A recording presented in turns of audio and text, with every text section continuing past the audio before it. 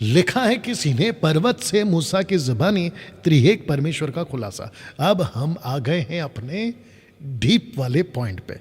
इसको कहते हैं कि अब तक हम घर ढूंढ रहे थे हम अब तक घर ढूंढ रहे थे, अब हमको घर मिल गया है, अब खुलने जा रहा है घर का दरवाज़ा। अब हम अंदर प्रवेश करने जा रहे हैं और अंदर बैठकर हम अच्छे से मटन बिरयानी खाएंगे, दूसरे शब्दों में मीट खाएंगे और प्रभु की संगति करेंगे। Are you ready for this?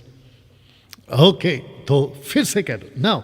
आपके मन में प्रश्न ये भी उठ रहा होगा कि डैनियल भाई आपने सीने पर्वत क्यों लिखा है, मतलब माउंट ज़ाइन क्यों लिखा है, सीने पर्वत क्यों लिखा है? तो मैं आपको बता दूं कि मूसा का वक्त ज़्यादातर बीता था सीने पर्वत पर। उसको बातें परमेश्वर करता था सीने पर्वत पर। और मैंने आपको यह भी बताया था बुक ऑफ गैलेशियंस है कि मूसा, माफ़ करना, पौलुस को भी यही पता चला गमलीएल के टीचिंग से, ओल्ड टेस्टमेंट की शिक्षाओं से, और उसको लगा कि अगर मूसा से परमेश्वर सीने पर्वत पर, अरब का सीना पहाड़ आपको पता होगा 4 अध्याय में, अगर वहाँ से उसको मिला तो उसने बोला मैं भी वहीं पे जाऊँगा और वहाँ पे संगति करूँगा, या वहाँ से मैं परमेश्वर की आवाज़ को सुनूंगा। लेकिन आज आपको और मुझको किसी प्रकार से अरब कंट्री में जाने की ज़रूरत नहीं है, क्योंकि माउंट ज़ाइन अरब कंट्री में, मिडल ईस्ट में आपको नहीं जाना है। आप जहाँ हो वहीं परमेश्वर आपका जगह है, या वहीं से परमेश्वर बात कर सकता है। अद्भुत है नहीं? चलिए, तो सीने पर्वत से क्यों? क्योंकि परमेश्वर ने यहाँ पर उसको बहुत सारी बातें करी थी। तो मूसा की ज़ुबानी, त्रिएक परमेश्वर का खुलासा। वाह, are you ready for this? Okay, तो सबसे पहले मैं चाहता हूं कि ये चित्र देख लो आप। जी, मैं जितना कोशिश कर सकता हूं उतना कोशिश करके आप लोगों के लिए मैसेज को कनेक्ट करा सकूं, ऐसी बातें आपके बीच में रखूंगा। तो सबसे पहला है तोरा, और उसके बाद में है पेंटाट्यूक। पेंटाट्यूक, पेंटाट्यूक, पेंटा का मतलब होता है 5, पेंटाट्यूक, ओके, अरब इब्रू लैंग्वेज में तोरा। साथ ही साथ जिसको कहते हैं 5 किताबें, पेंटाट्यूक जिसको कहते हैं, वो रही ये वाली, उत्पत्ति, निर्गमन, लेव व्यवस्था, गिनती, व्यवस्था, विवरण, जेनेसिस, एक्सिडस, लेविटिक्स, नंबर्स, डिटरनॉमी, ये 5 किताबें। तो जिसके चलते मूसा को ये 5 किताबें परमेश्वर ने दी और उसको कहा कि तुम ये लिखो। अब साथ ही साथ आप ये माउंट ज़ाइन देख रहे होंगे, जितना पिक्चर मुझे मिल सका मैंने आपके लिए रखा है। ये पिक्चर ये बताता है, क्योंकि उस वक्त में तो फोटोग्राफी नहीं होती थी और किसी के पास में फ़ोन थोड़ी था कि जो रिकॉर्ड करते बैठे या फ़ोटो खींचते बैठे। तो आकलन किया गया, एनालाइज किया गया, क्या कहते हैं उसको, इमेजिन किया गया, कल्पना किया गया कि ऐसा कुछ होगा। और बाइबल में लिखा है कि चारों पहाड़ों के चारों तरफ बाड़ा बांधा गया था ताकि कोई इंसान उसके पास ना जा सके। इतना गंभीर परमेश्वर उन लोगों से बातें करता था, लोग डरते थे परमेश्वर के इस पहाड़ के नज़दीक जाने के लिए। और मूसा इब्रानियों का 12वां अध्याय में कहता है, मैं डरता हूँ, मैं डरता हूँ, मेरे दोनों हाथ कांपते थे, मैं कांपता था जब उसकी आवाज़ सुनता था। इतना भयंकर परमेश्वर ने बातें करी। तो इसका मतलब है कि मूसा को परमेश्वर दिखाई तो नहीं दिया, बहुत ध्यान देना, मूसा को परमेश्वर दिखाई तो नहीं दिया, लेकिन मूसा को परमेश्वर सुनाई जरूर दिया। तो एक होता है दिखाई देना और दूसरा होता है सुनाई देना। तो दिखाई तो नहीं दिया लेकिन सुनाई दिया। और आप जानते हैं परमेश्वर ने मूसा को जब अपनी बात करी तो वहां 3 आवाजें थी। वाह अब कोई अधूरा ज्ञान वाला और मिल्क ड्रिंकिंग वाला, मैं तो पहले ही बोल चुका हूं, उसको मेरी बातें समझ में नहीं आएगी, तो मैं उसको जवाब भी नहीं देना चाहूँगा। लेकिन आप लोगों के नॉलेज के लिए बता दूं कि परमेश्वर ने अपनी पहचान 3 आवाज़ों में, या 3 ट्राइयून गॉड या गॉड बीइंग जिसको कहते हैं, मूसा को पता चल गया था कि ये एक नहीं है, ये 3 है, ये एक नहीं, ये 3 है। और वक्त वक्त पर परमेश्वर ने, परमेश्वर पिता ने, परमेश्वर पुत्र ने, परमेश्वर पवित्र आत्मा ने, ओल्ड टेस्टमेंट में तीनों का नाम क्या मैं वो भी बताऊंगा। इनको मूसा सुनता रहा। तो जिसके चलते ये 5 किताबें, जिसको कहते हैं तोरा, पेंटाट्यूक जिसको कहते हैं, ये 5 किताबें, उत्पत्ति कहती है सृष्टि की उत्पत्ति की पुस्तक, निर्गमन कहता है मिस्र से बाहर निकालने की पुस्तक, लेवी व्यवस्था कहती है लेवियों के गोत्र के याजक की सेवा, गिनती कहता है इजरायलियों के लोगों की जनगणना की पुस्तक, व्यवस्था विवरण कहता है कि नियमों की पुस्तक, ऐसा करना वैसा करना, ये सारी चीज़ें। तो ये 5 किताबें। अब जरा जो नीचे लाइन आ रहा है ना उसको भी देख लीजिएगा। इन पांचों पुस्तकों को पूरी दुनिया मानती है अभी भी। इन पांचों पुस्तकों को सबसे बड़ा रिलीजन कौन है आज की तारीख में? क्रिश्चियंस। सेकंड कौन है? इस्लाम, मुस्लिम। लेकिन आपको पता है जूइश, तो क्रिश्चियंस, मुस्लिम्स और जूइश, ये तीनों के तीनों जिनका इनसे कनेक्शन है ये मानते हैं।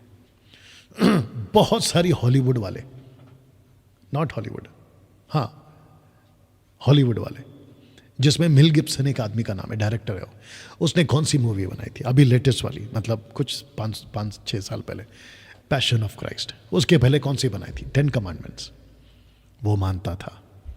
साथ ही साथ जितने भी बॉलीवुड के एक्टर्स हैं ये सब के सब जानते हैं कि आदम कौन है, सृष्टि क्या हुई थी, सब। और जो खुद को सनातन कहते हैं ना, जो खुद को कहते हैं ना कि हम सनातन के ठेकेदार हैं, उनकी खुद की भी किताबों में और उनके खुद की भी जबानों में आपको इनका जिक्र मिल जाएगा। तब जाकर मैंने क्या कहा, इन पांचों पुस्तकों को पूरी दुनिया मानती है। साथ ही साथ बहुत ध्यान दीजिएगा, साथ ही साथ आपके बीच में मैं कुछ बातों को रख दे रहा हूं। साथ ही साथ आपको पता है इन पांचों किताबों को लेकर आगे जितने भी भजनकार, जितने प्रॉफिट्स, जितने किंग्स, उन सब ने इन पांचों किताबों को ही अपने जीवन को जीने का, परमेश्वर को समझने का सूत्र बनाया या जरिया बनाया। तो जिसको कहते हैं मूसा का तोरा, पेंटाट्यूक, उत्पत्ति, निर्गमन, व्यवस्था, गिनती, व्यवस्था, और ये उसका जिक्र है ना। इसको समझिए। वक्त को ध्यान में रखूंगा, लेकिन क्योंकि ये एपिसोड नंबर 1 है, इंट्रोडक्शन का एपिसोड है, इसको मैं बहुत इंटरेस्टिंग बना रहा हूं ताकि आगे की जो नेक्स्ट एपिसोड आएगी आपको उसका वैल्यू पता चल जाए कि अगर एक ऐसा है तो 2 कैसे होगा, अगर 2 ऐसा है तो 3 कैसे होगा। ओके, सुनते हैं और जानते हैं कि क्या है लिखा है, इसको समझिए। किसको समझिए? आदम से लेकर मूसा तक कोई व्यवस्था नहीं थी। आदम से लेकर मूसा तक कोई व्यवस्था नहीं थी। व्यवस्था का मतलब आप समझते हैं, या जो मैंने अभी आपको बताया, पेंटाट्यूक, तोरा नहीं था, आदम के पास नहीं था। तो आदम से नूह तक कोई व्यवस्था नहीं, नूह से यूसुफ तक भी कोई व्यवस्था नहीं। डैनियल भाई कैसे? मैं आगे रखूंगा, पहले इसको देख लो। आदम बिना व्यवस्था, हनोक बिना व्यवस्था, नूह बिना व्यवस्था, अब्राहम बिना व्यवस्था, इसहाक बिना व्यवस्था, याकूब बिना व्यवस्था। अब इसको देख लो, 430 साल तक या वर्ष तक भी बिना व्यवस्था, यानी कि जोसेफ से इजिप्ट का राजा, जिसको कहते हैं कि जोसेफ तक का राजा, क्योंकि उसके बाद में मूसा का टाइम आता है, तो तब जाकर मैंने ये लिखा है कि 2000 वर्षों से भी ज्यादा तक तोरा, पेंटाट्यूक पृथ्वी पर नहीं था। ताज्जुब, ये सच है, क्योंकि किसी को नहीं पता था सिवाय आदम के। क्योंकि जब अगर आप आदम की भी बात करते हैं ना, मूसा के हिसाब से हमको भी पता चला है। मैंने इसलिए क्या कहा था कि मैं शास्त्र से ही बात करूंगा। आदम तक को नहीं पता था कि सृष्टि बनाई कैसी है, क्योंकि जब आदम बना भी नहीं था ना, तब सृष्टि बन रही थी। क्योंकि आदम कब बना? 6वें दिन। बाकी पिछले 5 दिन में क्या बनी पूरी दुनिया? सोच के देखिए परमेश्वर ने कैसे बनाया, उसको कैसे पता चलेगा? 430 साल तक भी किसी के पास में व्यवस्था नहीं थी। 2000 से भी ज्यादा तक का वक्त आदम से लेकर मूसा तक तोरा नहीं था। कैसे प्रूफ होगा? ये एक वचन है मेरे पास, यूहन्ना की किताब 1:17 कहता है कि इसलिए कि व्यवस्था तो मूसा के द्वारा दी गई, परंतु अनुग्रह और सच्चाई यीशु मसीह के द्वारा पहुंची। कैसी पहुंची? मूसा के द्वारा। व्यवस्था किसने लाई? मूसा के द्वारा। व्यवस्था कहां से आई? मूसा के द्वारा। यहां तक ठीक है दोस्तों? नाउ अब एक बड़ी बात वो आपके बीच में रखने जा रहा हूं। तो यूट्यूब पे कितने लोग हैं अभी? ओके, और यहां पर है 460। तो वही मतलब 1300-1200 के आसपास आप लोग अभी मुझे देख रहे हैं। मैं सबका वेलकम करता हूँ और साथ ही साथ आखिर तक बने रहिए। और मैं जानता हूँ कि आप लोग बहुत कुछ सीख रहे हैं। और जितने देख रहे हैं, आपका जो फेसबुक पे जो हरकत होता है वो थोड़ा सा बंद हो गया है। आपका थंब हार्ट सब चलता रहे मसीह जनता हैशटैग के नाम पे। ओके, अब एक बड़ी बात ध्यानिल भाई, क्या है? लिखा है कि पूरे बाइबल में कभी भी किसी ने कहा नहीं कहा, फिर से पढ़ दे रहा हूं कि पूरे बाइबल में कभी भी किसी ने नहीं कहा कि मैंने परमेश्वर को देखा है कि वो कैसा है या कैसा दिखता है। ओ वापस बोल दूं कि पूरे बाइबल में कभी भी किसी ने नहीं कहा कि मैंने परमेश्वर को देखा है कि वो कैसा है या कैसा दिखता है। वो चाहे मूसा की 5 किताबें हों, नबियों की किताबें हों या कोई और किताबें हों, कभी किसी ने नहीं कहा कि मैंने परमेश्वर को देखा है या वो कैसा दिखता है। ओके, मैं चाहता हूं कि एक स्क्रिप्चर जो अभी मुझे याद आ रहा है, जो मैंने यहां पे नहीं डाला, और वो है प्रकाशित वाक्य उसका 4वां अध्याय, वचन 1 से पढ़िए। Revelation chapter 4 verse 1। जी। इन बातों के बाद जो मैंने दृष्टि की तो क्या देखता हूँ कि स्वर्ग में एक द्वार खुला हुआ है जी। और जिसको मैंने पहले तुरी के से शब्द से अपने साथ बातें करते सुना था, जी। वही कहता है, यहाँ ऊपर आ जा जी। और मैंने बातें तुझे दिखाऊंगा। ठीक से पढ़ना है आपको। और मैं वे बातें तुझे दिखाऊंगा जी। जिनका इन बातों के बाद पूरा होना अवश्य है। हाँ। तुरंत मैं आत्मा में आ गया जी। और क्या देखता हूँ हाँ। कि एक सिंहासन स्वर्ग में रखा है। ओके, एक एक करके जाएंगे। तो लिखा है कि सिंहासन स्वर्ग में रखा है और उस सिंहासन पर कोई बैठा है। कोई बैठा है, शब्द को ध्यान देना, कोई बैठा है। अब वो कोई जो बैठा है वो कैसा दिखता है वो भी पढ़ो।